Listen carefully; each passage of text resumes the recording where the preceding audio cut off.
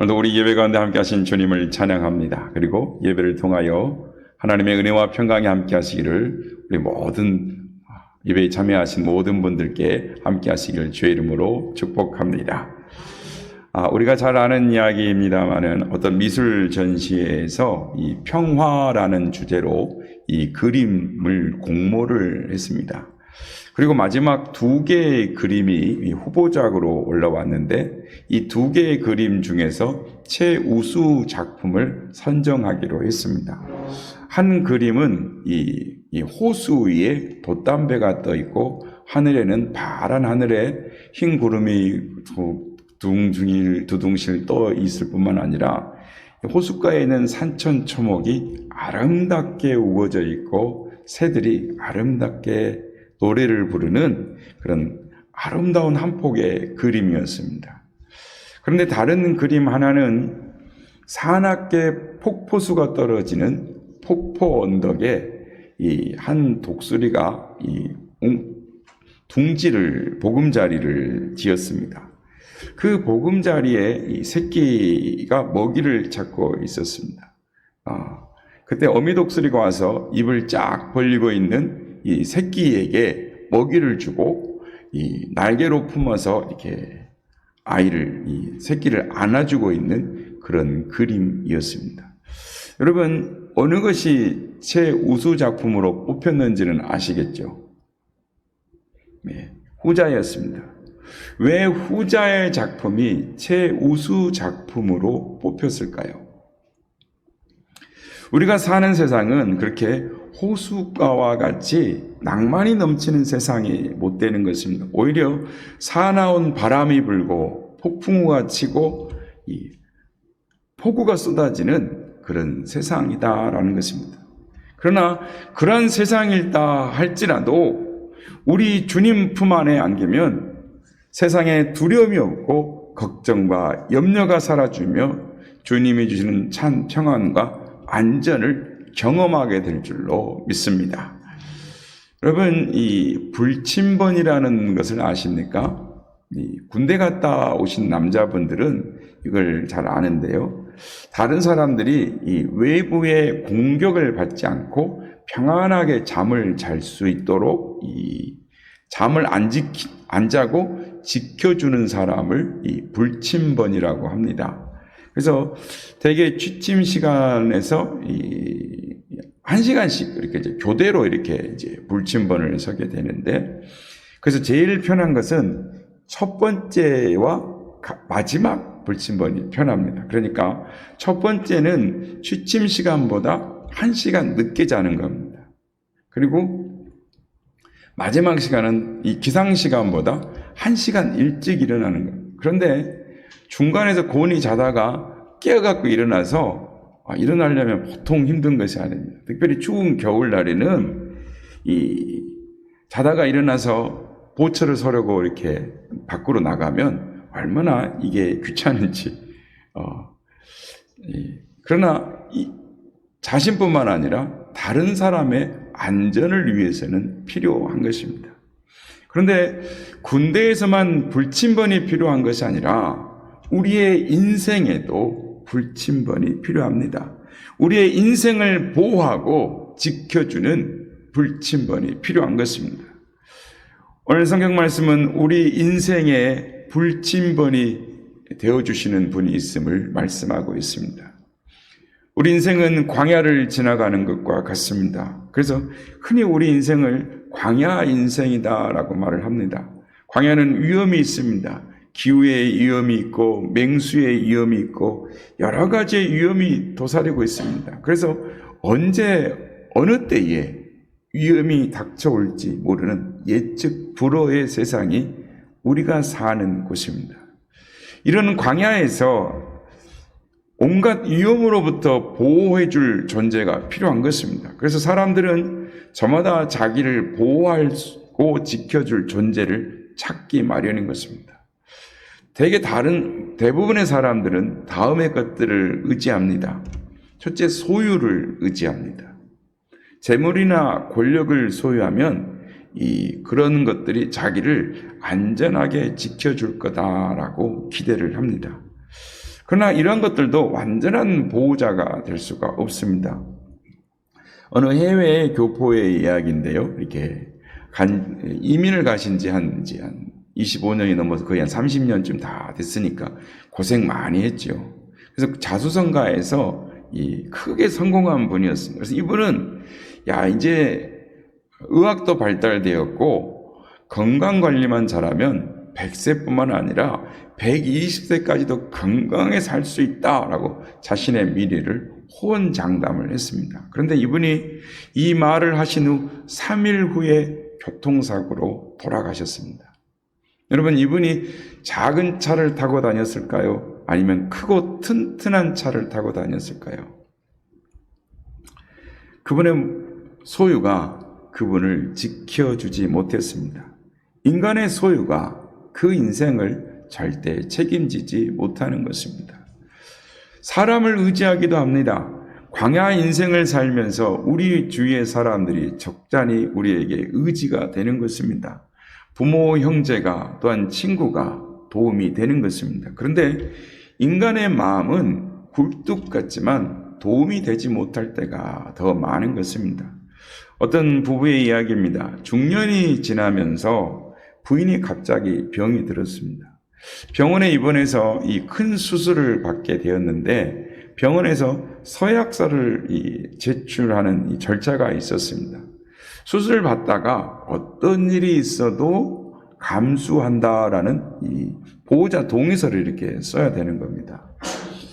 이 남편이 이 보호자란에 서명 라인을 하면서 눈물을 뚝뚝 흘리며 이렇게 뇌까립니다.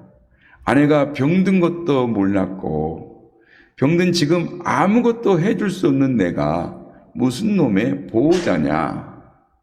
그렇습니다. 인간의 능력은 아무리 사랑이 넘쳐도 아무리 해주고 싶어도 완전한 보호자가 될 수 없습니다. 자신도 지킬 수 없고 서로를 지키지 못하는 것입니다. 그래서 소유도 사람도 진정한 보호자가 되지 못함을 깨달으면 사람이 다른 것을 찾습니다. 그 대표적인 것이 미시나 우상 종교인 것입니다. 많이 배운 사람들, 많이 가진 사람들, 그 사람들도 별 수가 없는 것입니다. 인생이 불안하니까 엉뚱한 데 의지를 하는 것입니다.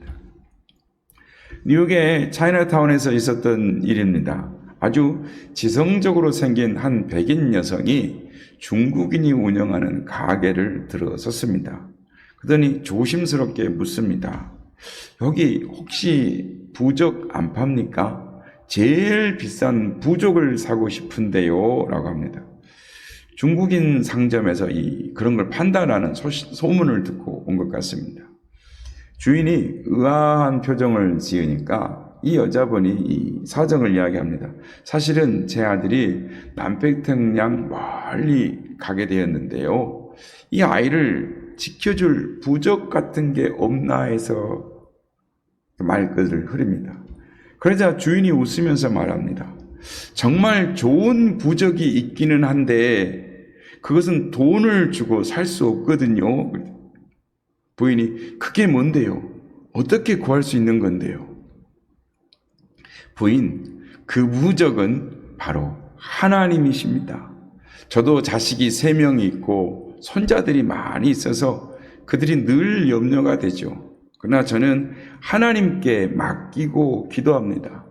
하나님께서 제 기도를 들어주셔서 지금까지 그들을 지키고 보호하십니다. 앞으로도 그럴 줄을 확신합니다. 부인도 하나님을 믿고 그분께 아드님을 믿음으로 맡기시면 좋겠습니다 라고 하면서 전도를 했다라고 합니다. 그렇습니다. 그 어느 것도 인생의 완전한 보호자가 되지 못합니다. 오직 전지전능하신 하나님만이 우리의 완전한 보호자가 되시는 것입니다. 성도 여러분, 우리가 인생의 어려움을 당할 때 어떻게 해야 합니까? 첫째, 하나님을 피난처로 삼아야 하는 것입니다. 오늘 보면 9절에서 10절 말씀입니다. 내가 말하기를 여호와는 나의 피난처라 하시고, 말씀 띄워주세요.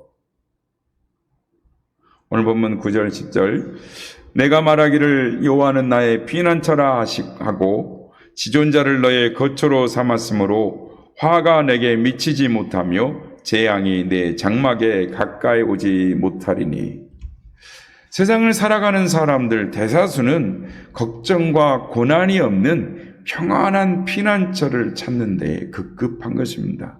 재물로 성을 쌓으려고 하는 사람들, 권력으로 울타리를 치려고 하는 사람들, 각양 방법으로 자신의 피난처를 찾습니다. 그러나 인간의 힘으로 만든 피난처는 경제적 위기, 정치적 격변, 또한 건강 등의 인생고에 부딪히면 쉽게 무너지고 마는 것입니다. 그런데 본문을 보십시오. 시인은 여호와 하나님은 환난이 닥쳐올 때 완전한 안전한 피난처가 되신다라고 말하고 있습니다. 하나님이 피난처가 되신다라는 말은 성경에 21번 나오고 시편에는 16번이 나옵니다. 신학자이며 설교가로 유명한 미국의 아이언사이드 박사가 인디언에게 전도를 하고 있었는데, 그때는 자동차가 없어서 마차를 전도를 하는데, 하루는 저녁 집회를 인도하려고 오후 5시에 인디언 마을을 떠나서 선교 본부로 출발을 했는데, 그들이 출발하자마자 구름이 뒤덮이기 시작했습니다. 곧 폭풍우가 몰려올 거라는 것을 사람들이 짐작하고 걱정을 하자 마부가 말합니다. 꼭 잡으십시오. 마차를 전속력으로 몰겠습니다. 저쪽에 가면 커다란 바위산이 있는데 그곳까지만 가면 안전합니다. 그리고는 세차게 말을 더 몰아붙였습니다. 그러니까 조금 더 가니까 저쪽 들판역에 15m 정도 되는 거대한 바위가 보였습니다. 마부는 마차를 세게 세차게 몰아서 굴 속으로 들어가자마자 곧바로 폭풍우가 노도같이 바위산에 퍼붓기 시작했습니다. 무서운 폭풍이 쏟아졌지만 그들은 안전했습니다. 그때 인디언이 찬송을 부르기 시작한 것입니다.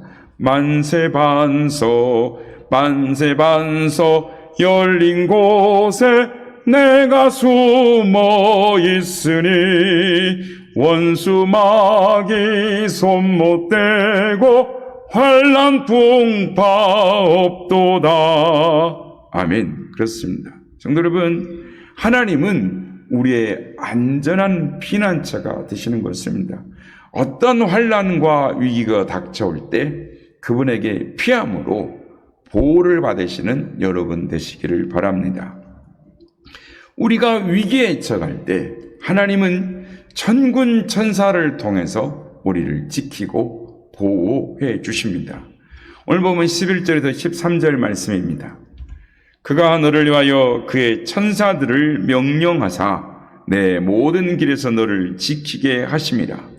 그들이 그들의 손으로 너를 붙들어 발이 돌에 부딪히지 아니하게 하리로다. 내가 사자와 독사를 밟으며 젊은 사자와 뱀을 발로 누르리로다. 천사는 하나님의 형상대로 지음을 받은 하나님의 자녀들을 섬기라고 지음받은 존재들입니다. 그래서 히브리서 1장 14절 모든 천사들은 부리는 영으로서 구원 얻을 후사들을 위하여 섬기라고 보내심이 아니뇨라고 말씀합니다. 미국 USA 투데이지 신문에 발표하면 이 미국 국민의 55%가 천사의 존재와 활동을 믿고 있다라고 합니다. 그러니까 베일러 대학의 설문조사에 의하면은 보호자 천사가 실제로 우리의 삶에 나타나거나 위험이나 해로운 재앙에서 건져주고 보호해주고 있는가라는 이 질문에 많은 사람들, 그러니까 미국인의 55%가 천사들이 자신을 보호하고 천사와 대화하고 있다라고 대답을 했습니다. 여러분은 천사의 도움을 믿으십니까? 미국에 있는 사람들은 절반 이상이 천사가 함께하고 도와주는 것을 믿고 있습니다. 우리도 기도하고 명령할 수 있습니다. 하늘 아버지, 지금 이 일을 갑니다. 어려움이 있습니다. 천사들을 보내어 지켜주시옵소서. 명령 기도를 하면 하나님이 천사를 보내어 우리를 지키십니다. 아람 나라 군대의 1차 진입 때 엘리사와 그의 종 게하시가 한 말입니다. 열왕기하 6장 14절에서 17절 말씀입니다. 왕이 이에 말과 병거와 많은 군사를 보내매 그들이 밤에 가서 그 성읍을 에워쌌더라. 하나님의 사람의 사환이 일찍 일어나서 나가보니 군사와 말과 병거가 성읍을 에워쌌는지라. 그의 사환이 엘리사에게 말하되 내 주여 우리가 어찌하리까 하니 대답하되 두려워하지 말라. 우리와 함께한 자가 그들과 함께한 자보다 많으니라 하고 기도하여 이르되 여호와여 원하건대 그의 눈을 열어서 보게 하옵소서 하니 여호와께서 그의 청년의 눈을 여심해 그가 보니 불말과 불병거가 산에 가득하여 엘리사를 둘렀더라. 아멘. 하나님은 어제나 오늘이나 미래 영원토록 동일하게 역사하시는 하나님이신 줄 믿으시길 바랍니다. 하나님을 피난처로 삼고 살아갈 때 천사를 통해 지키시고 보호하여 주심을 믿으시기를 바랍니다. 성도 여러분, 우리가 살아가면서 만나는 어려운 어떤 문제에도 낙심하지 말고 우리를 도우시는 하나님 앞에 우리의 필요를 말함으로 하나님의 도우심을 얻으시는 성도가 되시길 주의 이름으로 축복합니다. 둘째, 하나님을 알고 사랑해야 합니다. 오늘 보면 14절 말씀입니다. 하나님이 이르시되 그가 나를 사랑한즉 내가 그를 건지리라. 그가 내 이름을 안즉 내가 그를 높이리라. 그가 나를 사랑한즉 내가 건지리라 라고 말씀합니다.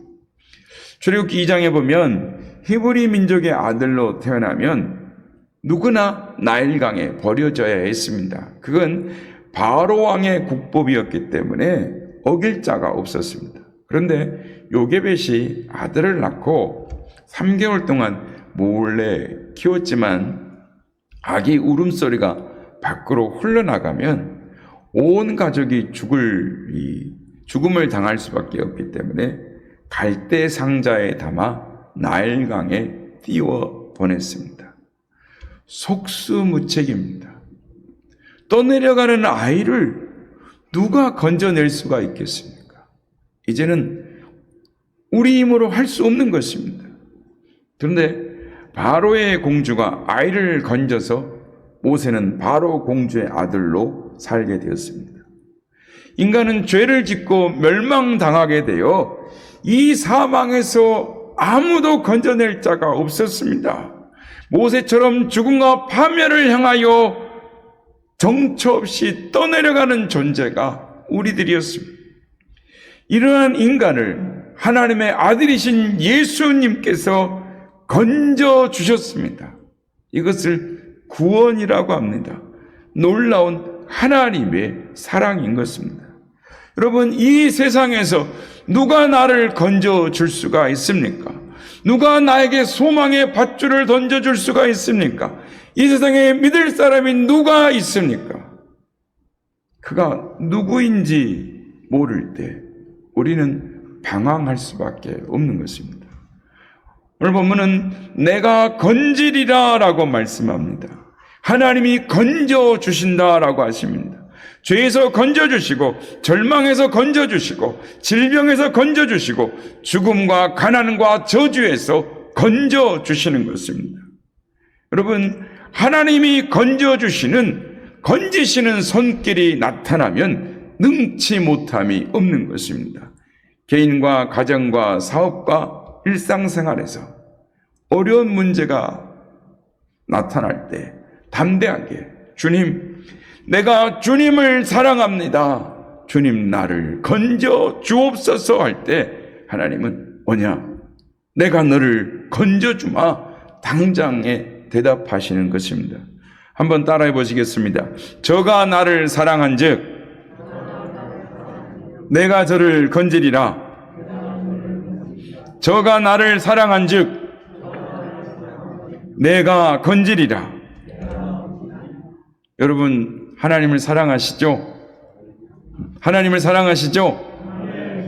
오늘 교회 나와 예배 드리는 것도, 또 봉사하는 것도, 11조를 드리는 것도, 헌물을 드리는 것도 다 하나님을 사랑하는 증거입니다. 그러므로 하나님 앞에 사랑한다고 말씀드리십시오. 사랑하고 있다고 말씀하십시오. 그리고 여러분의 문제를 하나님께 해결해 달라고 요청하십시오. 주님은 사랑하는 자의 문제를 해결해 주시는 하나님이십니다. 셋째, 하나님께 부르짖어 기도해야 하는 것입니다. 오늘 보면 15절에서 16절 말씀입니다. 그가 내게 간구하리니 내가 그에게 응답하리라. 그들이 환난 당할 때에 내가 그와 함께하여 그를 건지고 영화롭게 하리라. 내가 그를 장수하게 함으로 그를 만족하게 하며 나의 구원을 그에게 보이리라. 아멘. 1990년 11월 16일 가을 아주 맑은 날씨에 승객 165명을 태우고 서울에서 사이판으로 가는 비행기를 기분 좋게 조종을 했습니다. 그런데 비행기가 사이판에 도착해서 서서히 하강하게 되는데 착륙 바퀴가 빠지지를 않는 것입니다. 그래서 수동으로 열었는데도 수동 장치마저 열리지 않는 것입니다. 안 돌아갑니다. 마지막까지 최선을 다했는데 바퀴가 요지부동인 것입니다. 결국 승객들에게 기체의 바퀴가 내려오질 않아서 동체 착륙을 해야 될지도 모르겠으니 고개를 좌석 밑에까지 깊이 최대한 숙이라고 말을 합니다. 기내는 웅성거리고 신혼부부들은 부둥켜 안고 서로 울고불고 난리가 났습니다.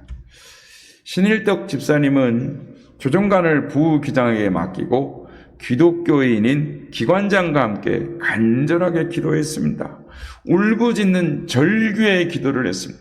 얼마나 정신없이 얼마나 간절하게 기도했는지 온몸이 땀이 비오듯 적셔졌습니다. 그런데 하나님께서 이사야 41장 10절 말씀을 그의 마음에 주십니다. 두려워 말라. 내가 너와 함께함이니라. 놀라지 말라. 나는 내 하나님이 됨이니라. 내가 너를 굳세게 하리라. 참으로 너를 도와주리라. 참으로 나의 의로운 오른손으로 너를 붙들리라. 이 말씀 앞에 집사님이 할렐루야 아멘 할렐루야 아멘 큰 소리로 막 외치니까 부기장이 집사님이 이상한 줄 알고 기장님 정신 차리십시오. 정신 차리십시오 이랬더니 집사님이 그 순간 여러분 나는 성령에 취했습니다 라고 소리 지르면서 이제 마지막으로 한번 수동장치를 돌려보게. 이번에도 안 되면 동체 착륙을 하겠다고 관제탑에 알리게. 그래서 수동장치를 돌리는 순간 그렇게 조금 전까지도 꼼짝도 하지 않던, 돌려도 움직이지 않던 그 장치가 한 손으로 술술술 돌아가는데 마치 기름을 친 것처럼 바퀴가 하나씩 내려오더라는 것입니다. 진집사님은 조정실에 일어나서 밖에 있는 사람들이 다 들을 수 있도록 큰 소리로 외칩니다. 하나님은 살아계십니다. 역사하십니다. 아수르장이 됐던 비행기 안은 평정이 되고 비행기는 무사히 착륙했습니다. 그렇습니다. 하나님의 역사와 기적은 오늘도 동일하게 일어나고 있는 사실을 믿으시길 바랍니다. 하나님은 한순간도 우리를 놓치지 않고 지켜주십니다. 과거에도 그랬고 지금도 그렇고 미래도 그럴 것입니다. 1년 365일 하루 24시간 항상 졸지도 않으시고 주무시도 아니하시고 우리를 지켜주시는 것입니다. 성도 여러분, 사람 중에 가장 행복한 사람은 하나님을 의지하는 사람입니다. 인간은 그렇게 해야 행복하도록 창조되어졌습니다. 그래서 어떤 학자는 어린 아기가 엄마의 태중에 있는 것을 보면서 저것은 태어나기 전부터 기도하는 모습이다 라고 말했습니다. 여러분, 신앙 안에서 보면 엄마의 태중 안에 있는 아이가 기도하는 모습이지 않습니까? 믿음의 눈으로 보면 태중에 있는 아이가 기도하는 모습으로 보이는 것입니다. 여러분, 성도는 스스로 힘으로 사는 것이 아닙니다. 하나님의 힘으로 사는 것입니다. 성도는 스스로의 힘으로 승리하는 것이 아니라 하나님의 능력으로 승리하는 줄 믿습니다. 높은 뜻 숭일교회를 은퇴한 김동호 목사님의 간증을 잠깐 이야기하고 말씀을 마치려 합니다. 이 막내가 6살 때 손을 잡고 골목을 내려가는데 아래에서 초등학교 5학년짜리가 하나가 올라오고 있었습니다. 아들이 그 아이를 보자마자 흥분해서 아빠에게 일렀습니다. 아빠, 저 형아가 어제 나 때렸어. 아마 며칠 전에 그 아이에게 맞았는지, 하여튼 온수는 외나무다리에서 만난다고 이 아빠하고 가는 길에 마주쳤으니 아빠 보고 말해서 쟤 한 대 쥐어 박아달라는 거죠. 하지만 목사 체면도 있고 어른이 아이들 일에 끼어드는 것도 옳지 않다 싶어서 그냥 모른 척하고 지나가려고 하는데 아들이 아빠 손을 탁 놓고 가더니 5학년짜리 아이한테 가서 발로 탁 차고 굴고 돌아오는 것입니다. 여러분, 6살짜리 아이가 초등학교 5학년짜리를 발로 찼는데 무사했을까요? 예, 그럼요. 옆에 제 아비가 있는데 어떻게 5학년짜리가 아이에게 손을 댈 수가 있겠습니까? 꼼짝없이 6살짜리 아이에게 당하고 만 것입니다. 목사님은 그때 아주 중요한 사실 하나를 깨닫고 배울 수 있었다라고 합니다. 그것은 다윗이 어떻게 골리앗을 이길 수 있었는가? 다윗이 어떻게 그렇게 거인 장수 골리앗 앞에서 조금도 떨지 않고 당당할 수 있었는가 하는 그 비결은 이것입니다. 다윗 6살, 골리앗 초등학교 5학년, 하나님 80kg 어른. 하나님이 계시기 때문에 그렇게 당당했던 것입니다. 성도 여러분, 우리의 인생은 광야와 같이 위험이 항상 상존합니다. 그러나 우리에게는 하나님이 계십니다. 그분은 졸지도 않으시고 주무시도 않으시고 우리를 보호해 주십니다. 내 인생의 불침번이 되어 주시는 것입니다. 그 좋으신 하나님을 모시고 세상에서 참 보호자가 없어서 이 방황하는 사람들에게 보호자 하나님을 소개해 주시기를 바랍니다. 오늘까지 태신자 작정하는 날입니다. 주보 안에 이렇게 태신자 작정 카드가 있는데요.